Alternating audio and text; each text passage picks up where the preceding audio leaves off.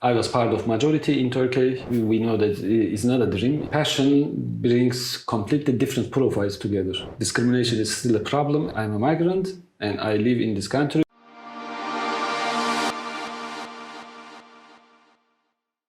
Uğur, my pleasure to welcome you at the iNetworker channel. Thank you very much for having agreed to give an interview. Yeah. I would like to start from your pedagogical experience, actually. So this is what you have been doing all your life, more or less. So first in Turkey, Genç Hayat Foundation, Young Life or Young Lives Foundation, and now here in Germany. Tell me a little bit more. So what you have been doing for the German Society for Democratic Pedagogy. In 2003, I began as volunteer when I was studying at the university back. And then with this peer education, I also took part in some projects and in non-formal education settings. Almost 10 years I worked after the university in Turkey. Also during the university, my last position was at Genç Hayat Foundation. As you said, I was responsible for the youth researches, because one of my interests is also research or data about young people. And then, this is very short, but I can come back to that with the idea that what we have been doing in the field of democracy education with young people and also for young people. And I was one of them, still I'm one of them. Like I was kind of one of the target group, and then I started to work in the field on the other side. And then in 2013 I came to Germany. The reason was just to, on one side, to leave the country and live somewhere else. And Germany was kind of a connection for me, because while I was living in Turkey, I took part in some seminars here in Germany. And then I started to think, okay, Germany could be an option. And I came with the scope of one exchange program, the Grundtvig assistantship. And I worked 11 months at Midost Association. Where I actually first experienced this international working atmosphere. We had many colleagues from Caucasus region and also from Germany and from other countries. But it was limited. I already knew that it's only for 1 year maximum.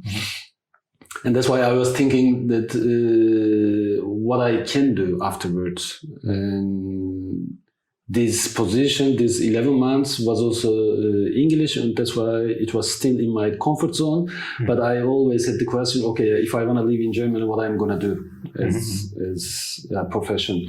And one of my best friends was always saying that maybe you can start with social work, because there are also some target groups who better take this service in their mother tongue, which is Turkish. And then I decided to study once again. I studied at Ali Salomon Hochschule in the Department of Intercultural Conflict Management. At the same time, I started to work as student in a primary school.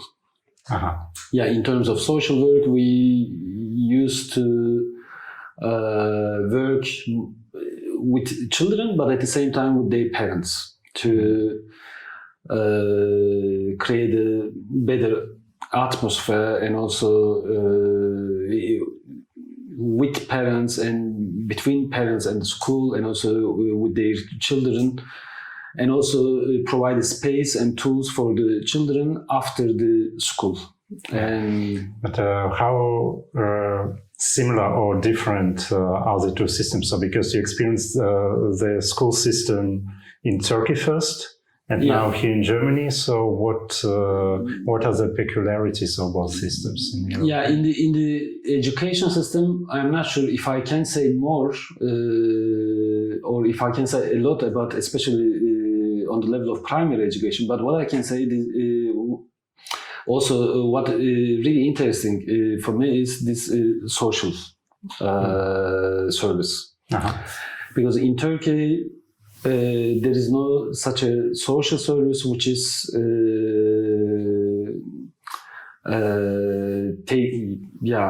taking part kind of in a long period. There are supports from the government in terms of social service, but it's just kind of a one event or supporting economically, providing them kind of a certain amount of money.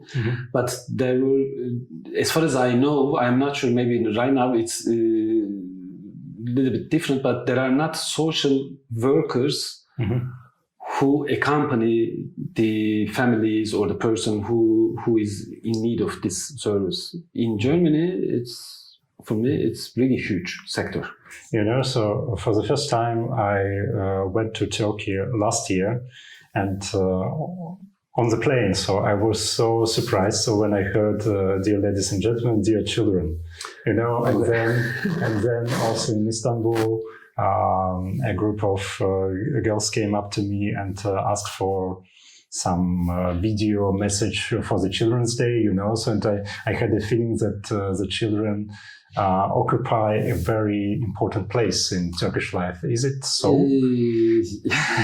Nice question. I observed so far. My experience is also not long. I worked 1.5 years in this primary school.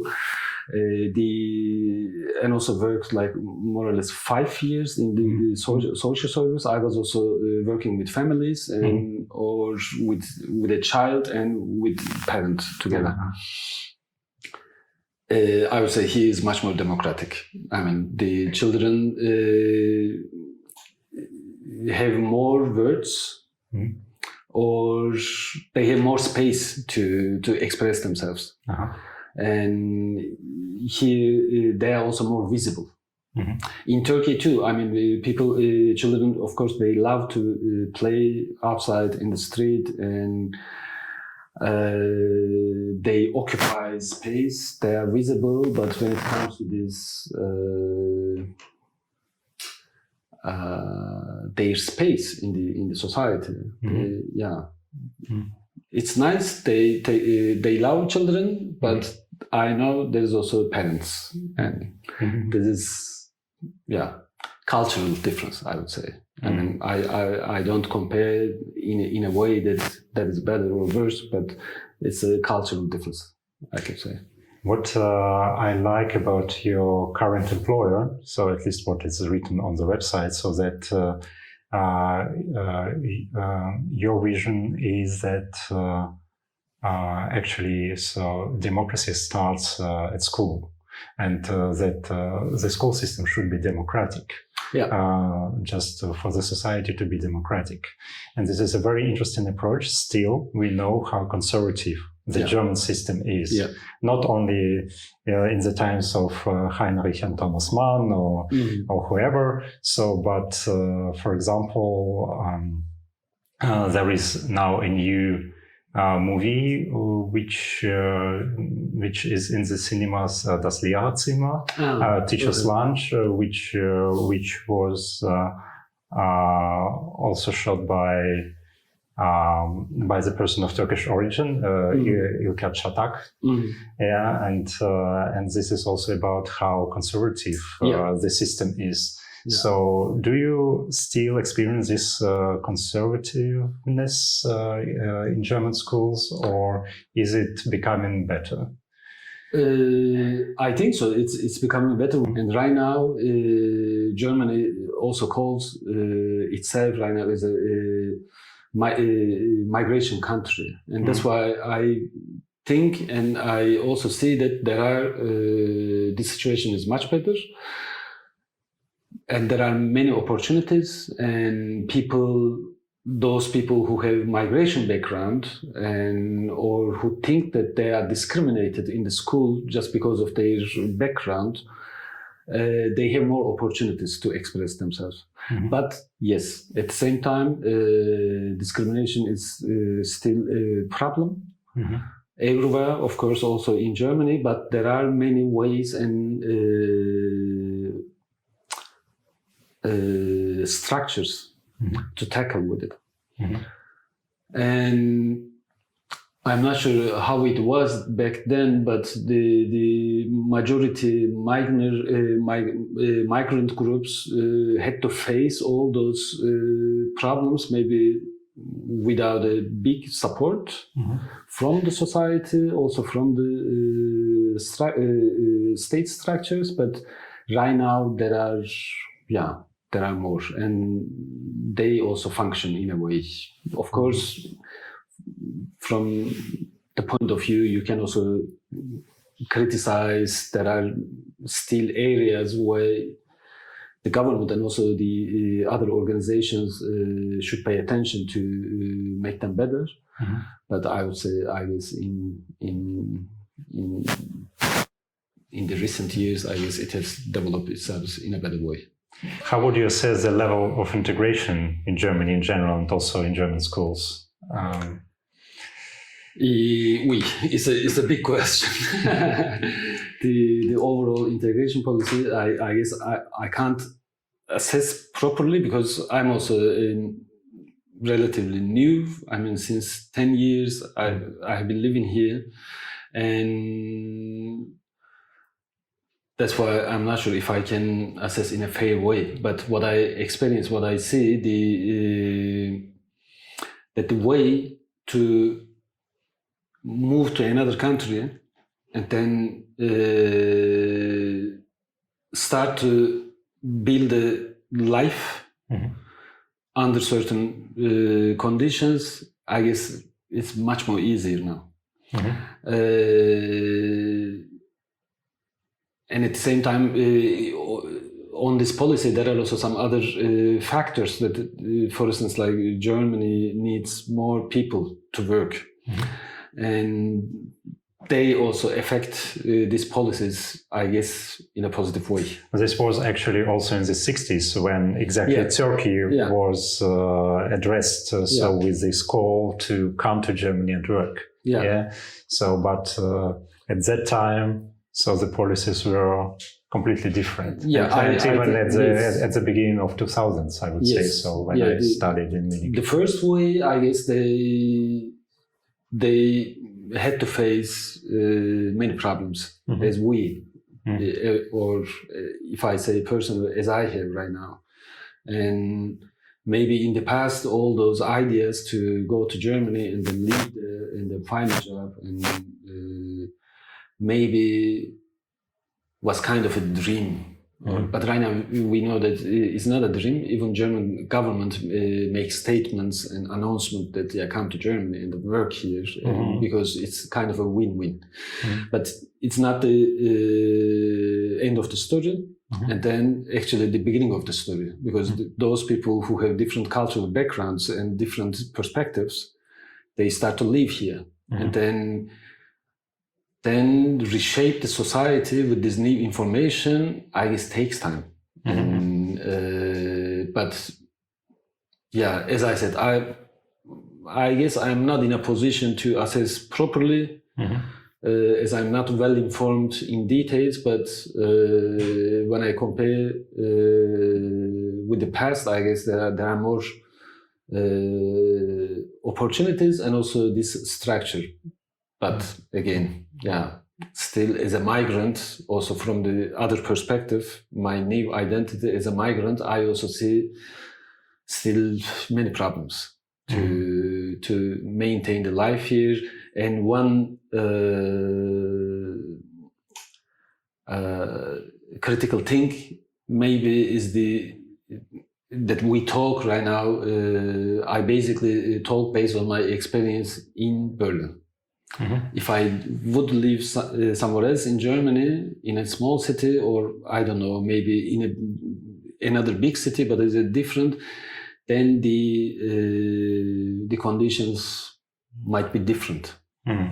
Yeah, so I can remember one episode from my facilitator's career. So when I was conducting a training for kids from Bosnia and Germany, and there was a group of kids, so teenagers from Wuppertal, and many of them were of Turkish origin.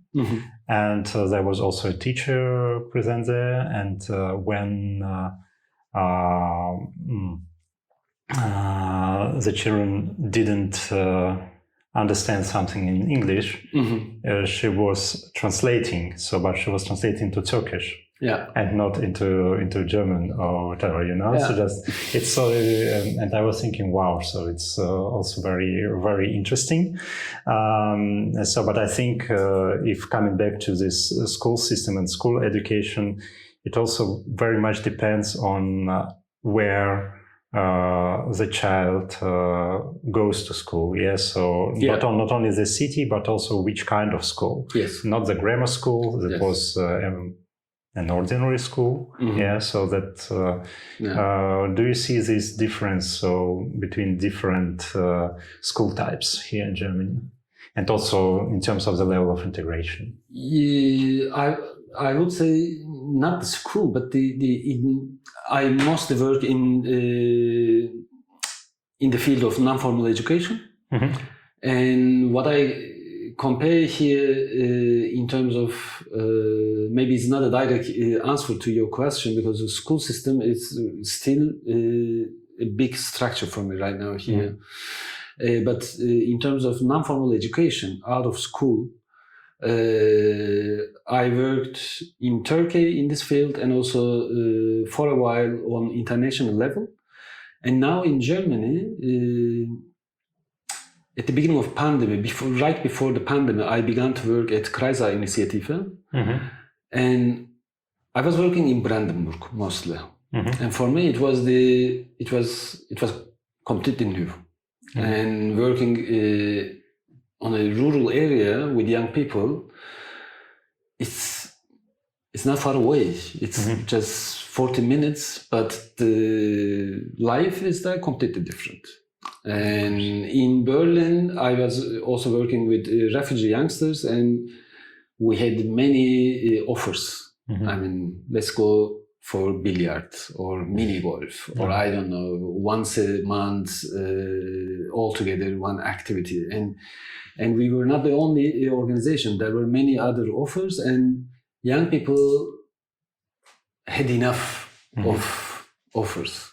But in Brandenburg, there is, not Brandenburg is also big. Not I don't talk like in general, but where I worked, there were only youth clubs. And if you are not in the youth club, then you are somehow, I don't want to say lost, but you don't have any other structure that you can replace. There is also a German song, of course, a comic one, about a guy who was driving a car and smashed into a tree. So another guy who smashed into a tree.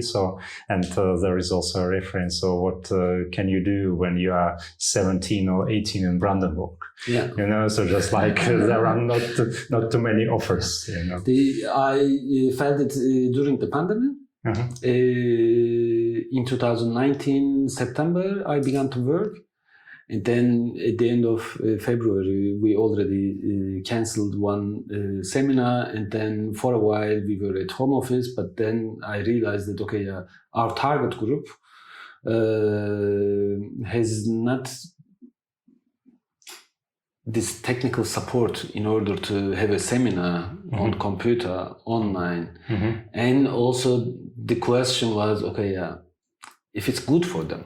At the same time, 14, 15 years old person sitting 4 or 5 hours at the computer. It's an alternative way, but then we realized that it's not for them, and that's why we worked we continue to work under the pandemic conditions, but usually we had like for a seminar 25 up to 30 people, but we worked with 5 young people with distance. But they were so happy because they were saying that, okay, it's the only option for them to go out of home and then do something else. Because youth clubs were shut down at the beginning. And I asked them, okay, what they are doing in that time. They said, they're just walking. And they also don't want to go to Berlin. Those whom I talked to, I guess what I understood, it's kind of a position, or I don't know. They own their place, their city, and they don't see Berlin as savor their time to go there. But yeah, those option offers, the seminar or any kind of youth meeting, and are, I would say, crucial for them, not like in the city. So in Turkey, you have lived in Izmir, in Istanbul, but you're originally from Çanakkale, also a small place. So more or less depends. Is it comparable in general? So these rural areas in Turkey in terms of the offer and the big cities? In Turkey, I would say it's for me very different, because I always try to understand the two positions of these countries, Germany and Turkey. Germany is kind of a management country in terms of supporting the other organizations in other countries. And in Turkey, these kind of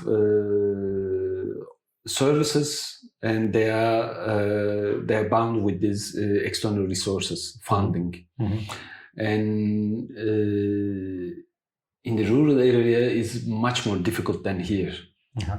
And people who are young people who are a part of these events are mostly living in big cities or in the city center. And in the rural area, it's hard to reach them. There are, of course, some kind of model projects, but harder than here, I would say. Here, because here is maybe easier also because of the church, because it was also kind of a meeting point for young people, or they were also conducting certain seminars. In Turkey, there is no such a structure. So, but mosques yes, do not operate? In the past, when I was a young person, there was almost nothing by the mosque.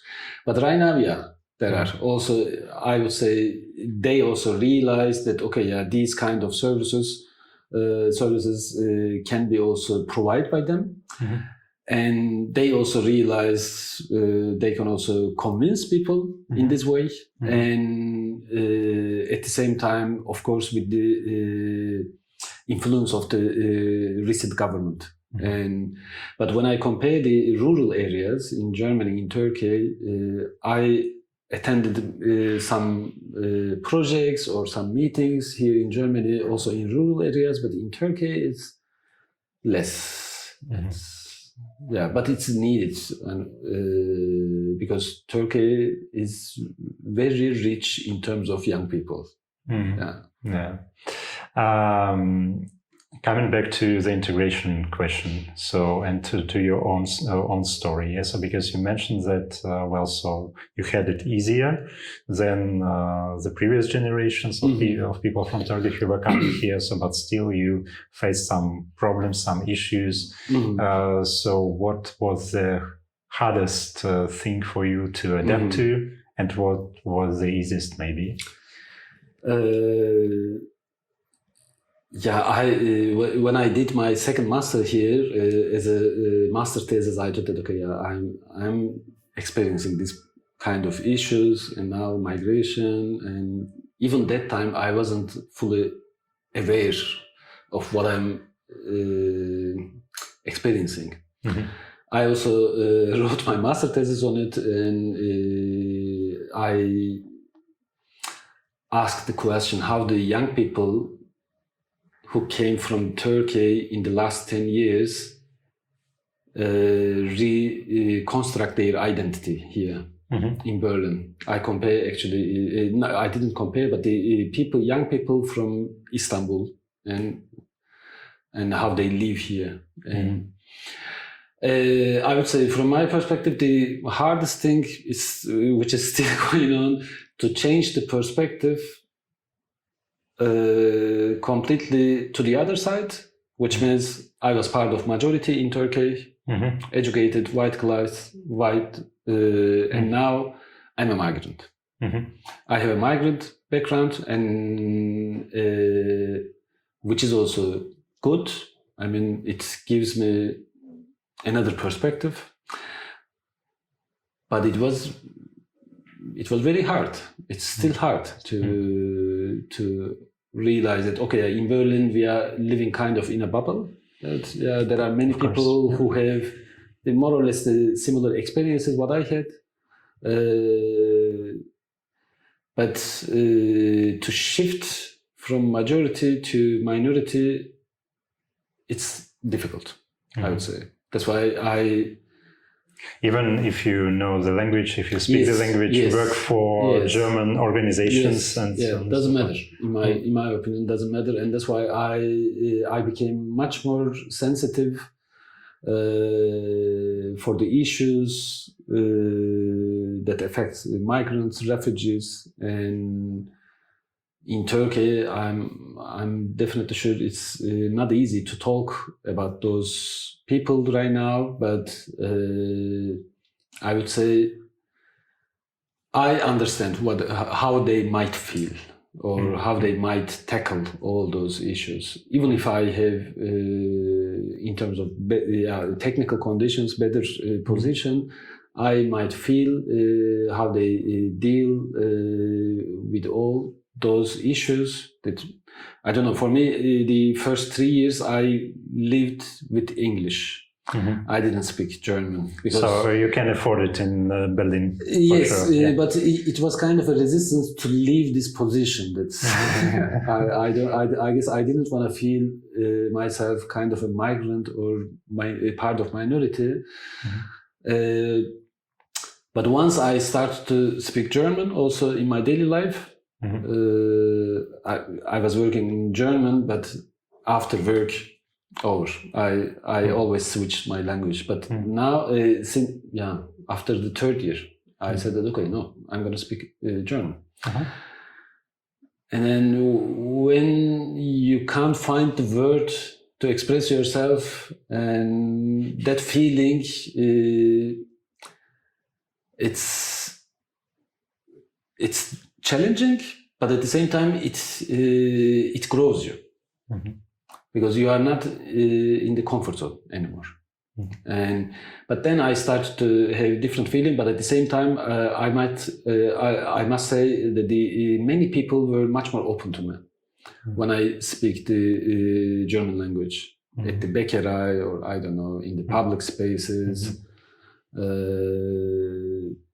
But yeah, first of all, this shift from majority to minority, and even though the conditions are in Germany much better than the other countries, and this is one of the challenges for me. And at the same time, when even if I not experience personally, but when I see that a migrant or a person is doesn't matter migrant or not, is discriminated because of the background. Then I realized that, okay, this is also my issue, and I'm also part of it. And then it also gives you a power to fight for your rights and for the rights of others. They say somehow that if you became a migrant or refugee, especially refugee, I can imagine that you have another eye to see what's going on around you. And this is one of the major issues that keeps me busy. Yeah, what I can see now, so in the new arrivals from Russia, because during the war, so many left the country, and they still perceive Germany as a safe haven in all the ways. So because they say so that all functions perfectly here, so in comparison to Russia. So I can also imagine that in comparison to Turkey, some things work better. So, but still the critical view is missing. So at what time did you start critically assessing what you experience here in Germany? When I was looking for a flat. When I was looking for a flat, because I was so naive, I thought that, okay, I have all the necessary papers in the hand, I have unlimited residence permit, and my salary is good to rent a flat. After 1 year, I realized that, okay, this is bloody hard, because I have nothing more to provide. And one of my previous colleague, she told me that maybe, slowly you should take into account that certain things that you bring, like your passport, when you provide your document, and it's not allowed, it's discrimination, but the person who reads all those documents has maybe, I don't know, some prejudices. But when of course, at the same time, the flat hunting in Berlin is very difficult. This is one side.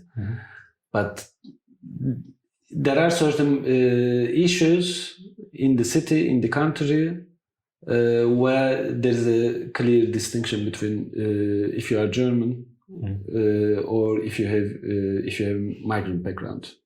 So even if you have a German passport, but still, so you have a migrant background. All those researchers, even it's so cliche, but they are true that if you apply with a headscarf or without headscarf, or with non-German name or with German name with headscarf, this is so complex, and this is still a problem. Discrimination is still a problem. How are you dealing with these issues in your pedagogical work? Or are you dealing with these issues at all? I am responsible for the part which is called theory-praxis transfer in the field of democracy education.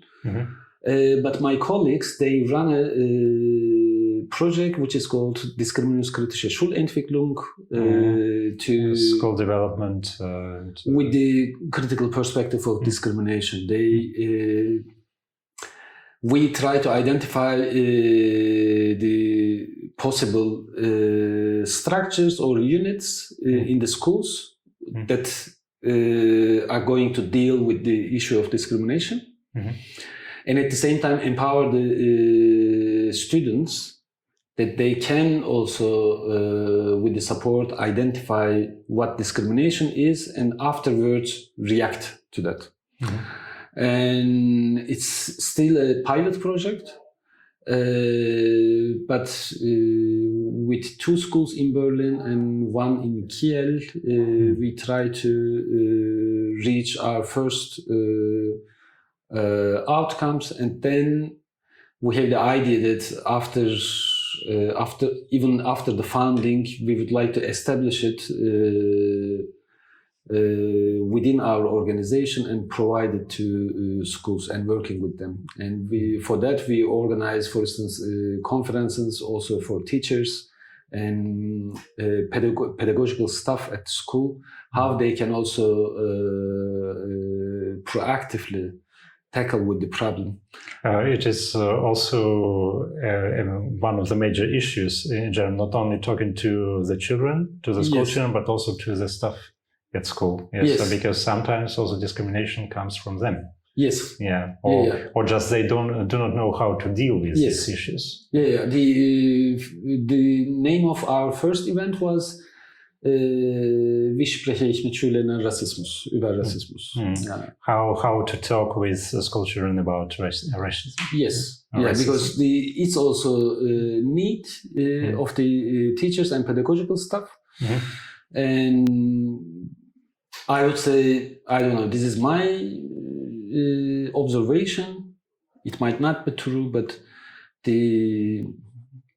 younger generation, as teacher, they are more interested in it, and they want to improve their schools, themselves, students, and I don't want to distinguish completely, but the feeling that I so far received that the young people have more interest, and they also taking part in those meetings or for the solution. I would say. Yeah. A slightly different perspective. So, because I know that you are passionate tango lover. Yeah. Yeah. So, and I think that tango brings all the people together. Yeah. Yes. So, be it in Istanbul, I was quite surprised that Istanbul is a great scene for tango, but also here in Berlin. So, how does tango help you to get over these issues of discrimination of? Tango is kind of, I guess, after a while, addiction. I would say. In Istanbul, I began in Istanbul for a couple of months, and then I didn't continue, and then I came here, and I guess at the beginning, I was struggling a lot to adapt myself into daily life here, to accept that, okay, now I'm a migrant and I live in this country, which means I can see my best friends, my family, maximum 3 times per year. It was the hardest thing to accept. In that time, I realized that, okay, I was dancing tango. Maybe I should restart. And then I called my teacher in Istanbul and then asked for a name. And then it became somehow my focus. And it helped me to settle down here also on a different level, I would say. Was it a kind of international networking for you? Completely. Yeah. Tango is international, I would say. Yeah. And you also meet many different profiles. I mean, you go there for dancing. Of course, you have a chit chat with people, but you don't know everyone, or everyone doesn't know you. But you realize that this passion brings completely different profiles together, and no one complains. No one criticizes the political perspectives, or no. They mostly, because we all know that we all want to dance. That's the point of the event. And we have certain hours, and it's up to you. You can decide to dance with, I don't know, with the people without judging or without thinking about their, I don't know, their characteristics or. But tango. What I've seen so far has always this international character, and it's also about the connection. I mean, it's you can't avoid this not being in touch with other people. I'm also quite curious how milongas tick, how milongas work, so because I always was afraid of, coming up to the person, just making a sign that I would like to dance and so on and so forth. So how this language works? I can imagine for some people might be challenging. Sometimes for me it's still challenging, but there are certain social codes, but they are not the permanent rules. Some people change it at the events, but there are certain social codes, which means if you want to dance with someone, you don't invite verbally, but eye contact, which is it's still gendered. If the man does it, it's called cabaseo. If the woman does it to you, it's called Miranda, which means the shall we dance.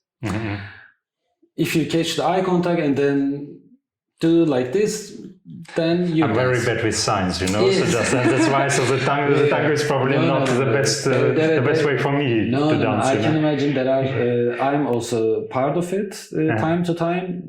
sometimes you don't understand what the sign is. You are looking, you are staring at the person, and it might be annoying for the other person. And that's why then, I don't know, after, if the person doesn't show the interest, they can look another direction, which means right now, no. Okay. And continue. But of course, with the friends you invite to the dance. And then it's, this is also code, but not many people follow, but the ronda, the circles of the dance floor. And because you don't dance alone, you dance with your partner, but at the same time you dance as a salon, and it's kind of a traffic. I mean, you need to take care of each and everybody in general, so not only about your partner. That's why, my teacher tells all the time, I also agree with him, that don't take a back step on the counter direction of the dance floor, because you don't see background. But there is ronda, it flows, and then you dance 4 songs, which is called tanda, and then there's a short break, 45 seconds, or I don't know, 1 minute, which means time to say thank you, leave the dance floor, or continue, or have a chat, or do whatever you like. And or to find another partner, so just in 45 seconds, everything. You make a break, and then if you want to dance with the other person, continue. Thank you very much for this interview. You're welcome. You're welcome.